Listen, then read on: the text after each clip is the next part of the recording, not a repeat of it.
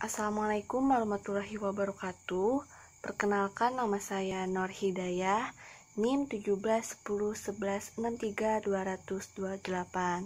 Di sini saya membuat video ini adalah untuk memenuhi tugas dari mata kuliah psikolinguistik. Baik, langsung saja kita masuk kepada pembahasan. Yang pertama ada pengertian apa itu gangguan bahasa. Gangguan bahasa merupakan salah satu jenis kelainan dalam komunikasi dengan indikasi seseorang mengalami gangguan dalam proses simbolis. Kesulitan ini mengakibatkan seseorang yang tidak mampu untuk memberikan simbol atau lambang yang diterima dan sebaliknya tidak mampu mengubah konsep pengertian simbol-simbol yang dapat dipahami oleh orang lain.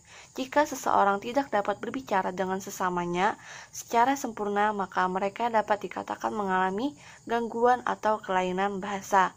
Gangguan bahasa dapat terjadi jika komunikasi seseorang menyimpang jauh dari bahasa yang digunakan oleh anak normal. Penyebab gangguan bicara dan bahasa sangat banyak dan luas. Semua gangguan mulai dari proses pendengaran, penerus impuls ke otak, otot atau organ pembuat suara. Beberapa penelitian menunjukkan penyebab gangguan bicara adalah adanya gangguan hemisfer dominan.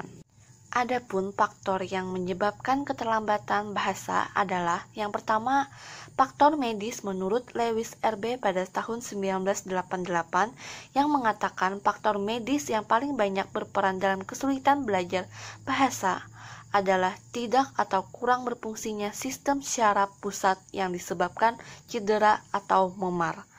Pembahasan materi sebelumnya kita sudah mengenal afasia, yaitu hilangnya kemampuan berbicara karena masalah pada syaraf pusat. Cedera atau memar di otak dapat terjadi karena berbagai peristiwa seperti trauma ketika ibu sedang mengandung, penggunaan obat berlebihan, kelahiran muda, benturan fisik, stroke, dan keracunan. Faktor yang kedua adalah kondisi fisiologis. Yang dimaksud dengan kondisi fisiologis adalah kemampuan dari organ-organ yang terkait dengan fungsinya untuk mendukung terhadap kelancaran anak dalam meniti tugas perkembangan bicara dan bahasanya. Organ-organ tersebut meliputi susunan syaraf atau syaraf isenomotoris, kondisi organ pendengaran, dan kondisi organ bicara. Dan yang terakhir, faktor yang ketiga yaitu kondisi lingkungan. Lingkungan keluarga hendaknya menciptakan situasi yang kondusif untuk memberikan kontribusi positif bagi perkembangan bicara dan bahasa anak. Peran aktif orang tua atau keluarga dalam memberikan stimulus verbal dapat mendorong anak untuk meningkatkan kualitas dan kuantitas kemampuan bicara dan bahasanya.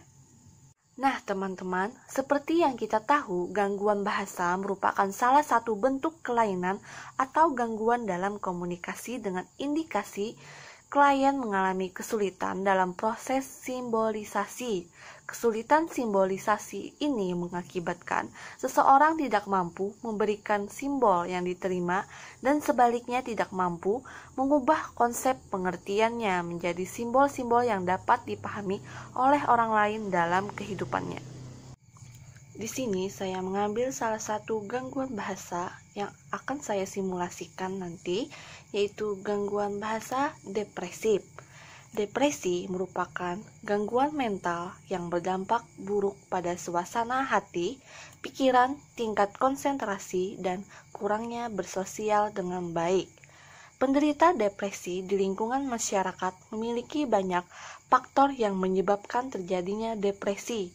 Salah satu faktor kehilangan sesuatu yang dicintai ataupun sesuatu yang dibutuhkan. Masalah kehilangan pekerjaan bisa menjadi faktor penyebab depresi. Apalagi di era yang modern ini, seseorang dituntut untuk mengikuti perkembangan teknologi. Jika orang tidak mampu mengimbangi dengan baik, maka akan tertinggal dan berdampak negatif. Salah satu dampak yang paling sering terjadi yaitu depresi. Dengan terkena depresi, manusia akan kesulitan untuk memproduksi bahasa dengan baik.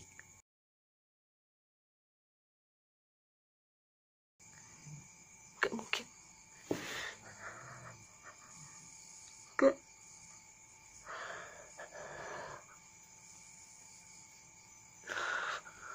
Gak.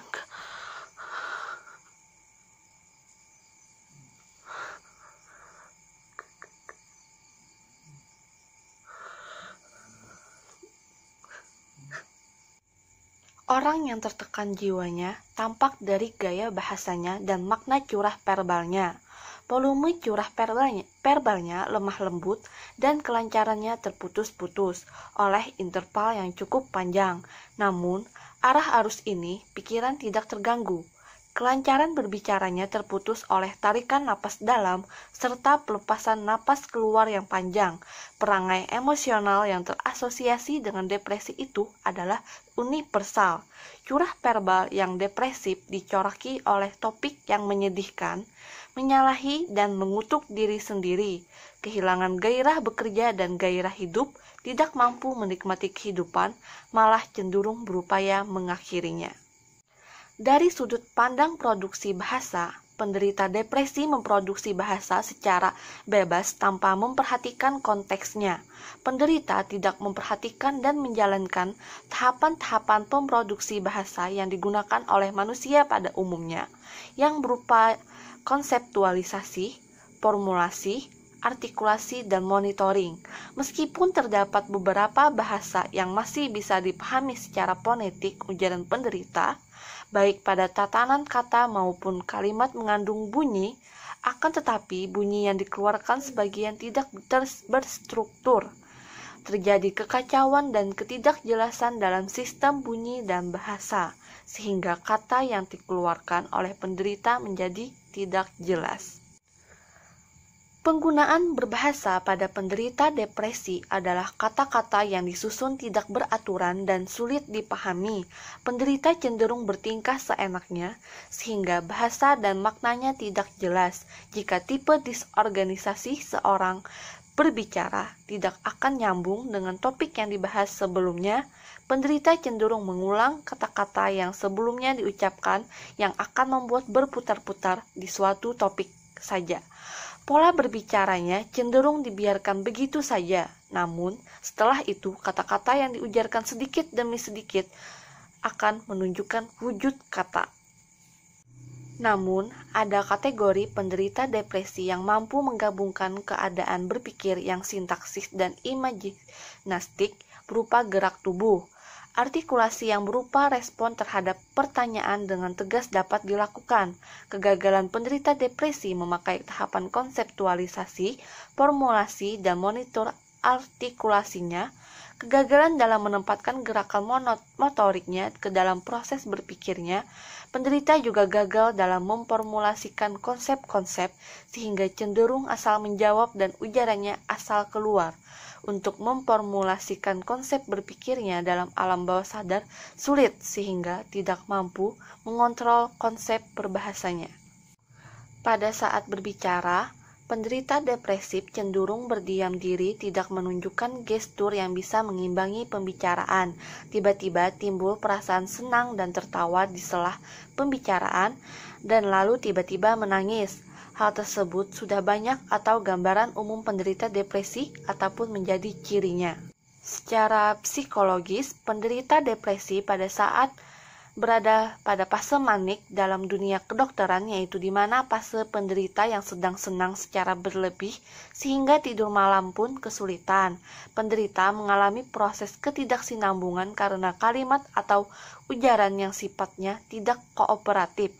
Dalam ujarannya, penderita tidak melihat inti pembicaraan, melainkan penderita lebih terpaku pada aktivitasnya sendiri.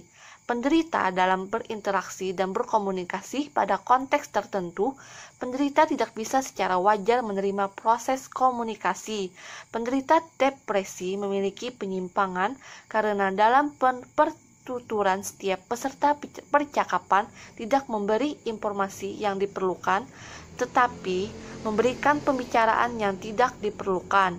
Kalimat yang dikeluarkan sulit dimengerti dan tidak dikarenakan kondisi psikis yang tidak sehat, Kalimat yang diucapkan selalu menggunakan kalimat yang pendek dan sulit dimengerti karena pengolahan bahasa verbalnya yang masih kacau. Secara umum, gejala psikolinguistik orang yang tidak berkonsentrasi adalah dengan berkata-kata tidak netral. Maka, dalam hal ini sendiri terjadinya keluar kalimat tutur yang tidak santun dan timbul kesalahpahaman. Kondisi kesepian bisa menyebabkan buruknya bahasa penderita dengan berkata-kata dan berteriak-teriak sendiri dan lenyap dengan berhalusinasi. Biasanya tipikal depresi yang menyendiri akan terlihat dengan tatapan yang kosong. Juga, penderita tidak menerima informasi dalam implikatur percakapan yang terjadi sehingga menimbulkan ketidaksinambungan pembicaraan. Pada dasarnya, penderita tidak bisa diperintah atau disuruh dengan tuturan seperti sewajarnya. Penderita cenderung bersikap seenaknya sendiri tanpa memperdulikan sekitar baik berbicara maupun tingkah laku. Jika penderita seperti ini dan keadaan hati sedang baik dengan pembicaraan yang baik juga dan pelan, pasti juga bisa menerima ujaran. Walaupun tidak seperti orang normal sekaligus yang langsung bisa melakukan apa yang diucapkan. Penderita depresi bisa mempunyai di mana titik sadar yang bisa mencerna apa yang diucapkan seseorang meski harus diulang-ulang agar memahaminya. Penderita depresi dalam memproduksi bahasa sedikit berbicara. Penderita cenderung diam. Alasannya senyap dan ragu karena penderita telah terlanjur mulai dengan suatu ujarannya. Tetapi sebenarnya dia belum siap untuk seluruh kalimatnya. Apabila diajak berkomunikasi, biasanya penderita paham apa yang dimaksud oleh lawan bicaranya. Pada tahap konseptualisasi, penderita mampu menjadikan satu dan mengkolaborasikan gerakan tubuhnya dalam proses berpikir sintaksis. Dengan hal ini, mampu mengimbangi konsep berbicaranya walaupun kurang begitu jelas. Sejauh ini, akses terhadap catatan pribadi dan jurnal harian yang ditulis pengidap depresi sangat berguna sebagai penanganan dari gangguan berbahasa depresif itu sendiri. Pada umumnya, penderita depresi kesulitan mengutarakan hal yang membebani diri mereka kepada seseorang karena rasa ragu, cemas, dan takut karena terhadap penolakan, sehingga mereka dapat menggunakan tulisan sebagai alternatif ruang mereka berbahasa sendiri. Baik, sekian dari video simulasi tentang gangguan berbahasa dari saya. Saya Nur Hidayah mohon undur diri. Wassalamualaikum warahmatullahi wabarakatuh.